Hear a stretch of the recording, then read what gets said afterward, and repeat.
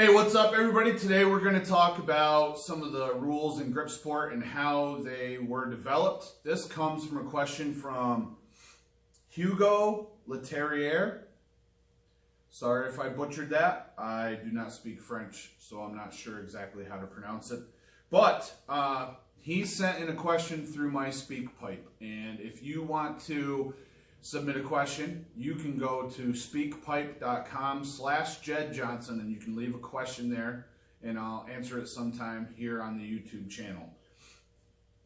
Now, before we get into this, are there any grip sport events that you don't understand the rules of, or you'd like to see them looked at, or you have a question on specifically why they are the way they are? If so, then leave those in the comment section below. We are working on a rules document, and I'm going to talk about that later, but I'd be interested to know if there's any events out there that people don't understand, they don't know why they are the way they are. You know, leave me details on what you think in the comments section below. But here is the question from Hugo on grip sport rules.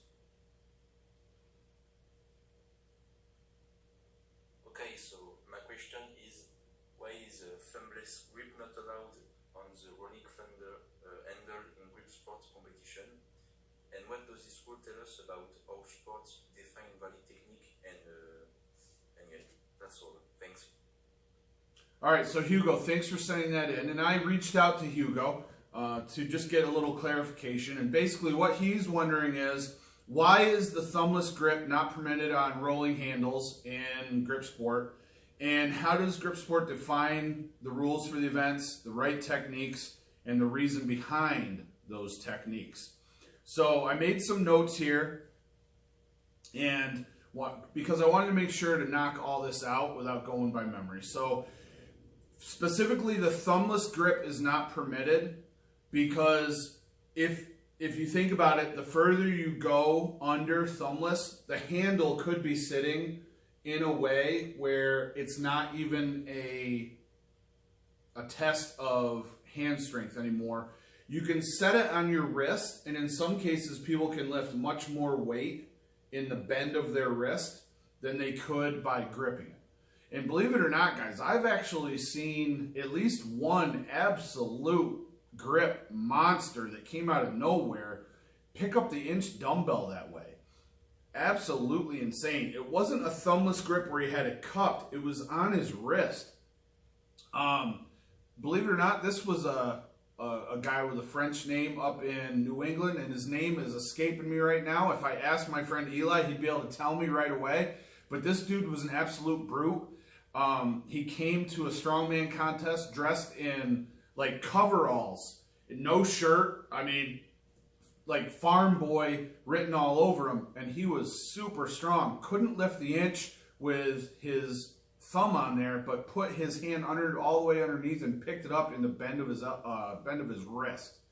So, speaking of these rules, we really want to follow the spirit of the lift and how it's intended. So that is what we're looking for when we develop the rules.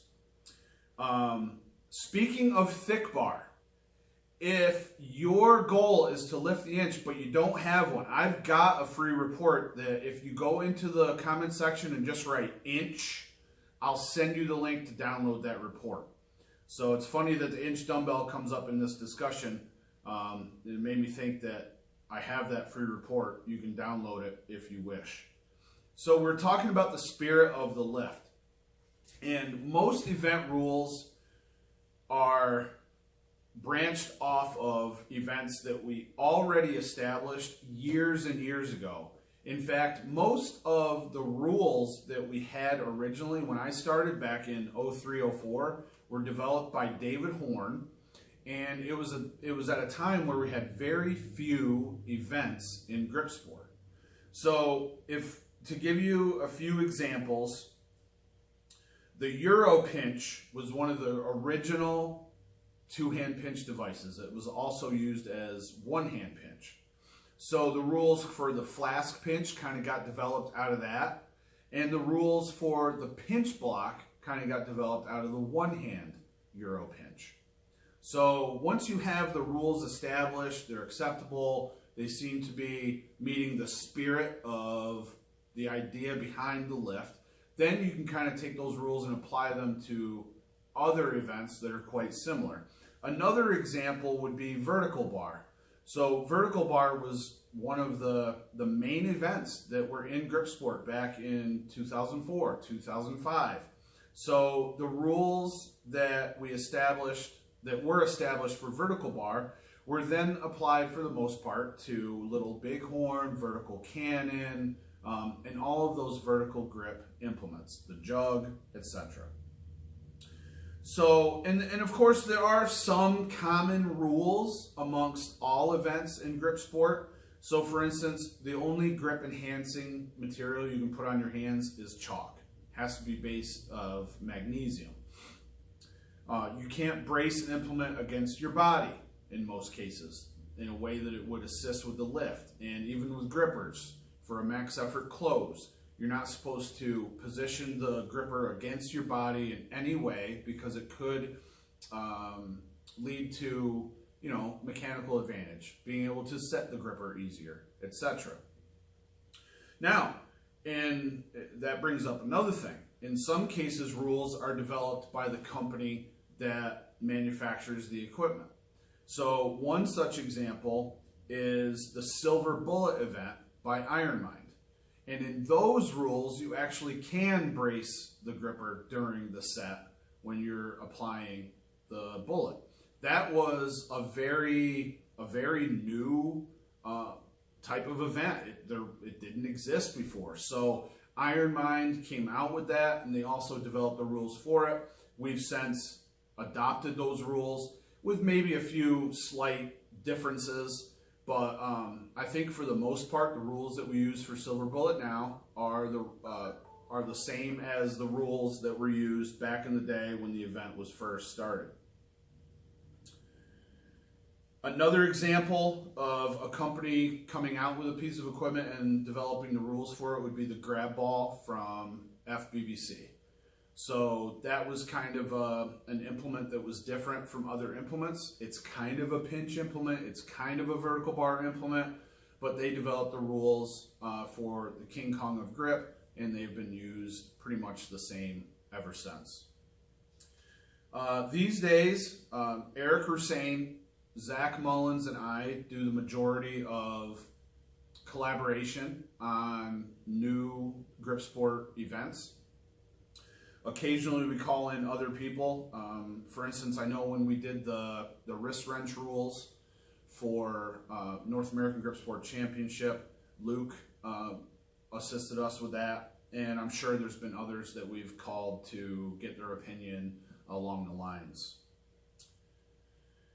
Incidentally, like I said earlier, we are working on a complete rule book for grip sport with a whole bunch of events. I'm not going to say every single event is in there at this point, but we're really getting to the point where we need a rules book. And I enlisted the help of Will Thompson, and he went, I found all of the rule sets that I could find, either on my laptop, in my email, etc., sent them all to him, and he compiled them. Now, the God's honest truth is that the next step of that is me going through that document, and I haven't had time to do that yet, but it is on my list of things to do, so it will be coming out soon. I think that will answer a lot of questions and enable new promoters to run a contest more flawlessly without any questions on how the events should be run and the expectations for proper execution of the lifts. So that's a big development that will be coming out soon for Grip Sport International. So again, I just want to know, are there any rules that you're not sure on? Any events where you're not sure about the rules or they don't make sense to you? Maybe I can clarify them in a future video or just address it in the comment section once you leave the comment. And don't forget, if you're interested in lifting the inch dumbbell but you don't have one, maybe it's not in your budget, but you do have some other thick bar training tools, I've got a free PDF that'll show you how to get the most out of those tools to work towards building the strength to lift the inch dumbbell. And I think, if I remember correctly, the next question that I cover from these speak pipe questions will be on the inch dumbbell. But that doesn't mean I'm not going to need more questions. So go to speakpipe.com/Jed Johnson and you can ask your question and it will be answered in a video to come very soon. Check out the description box. I've got the link for the speak pipe and you can just click on it from there, go right to it and leave your questions. Also in the description box, plenty of other ways that you can support the channel, links to my store, donation links, all those things, more free reports, things along those lines. So thanks for watching. All the best in your training. Take care.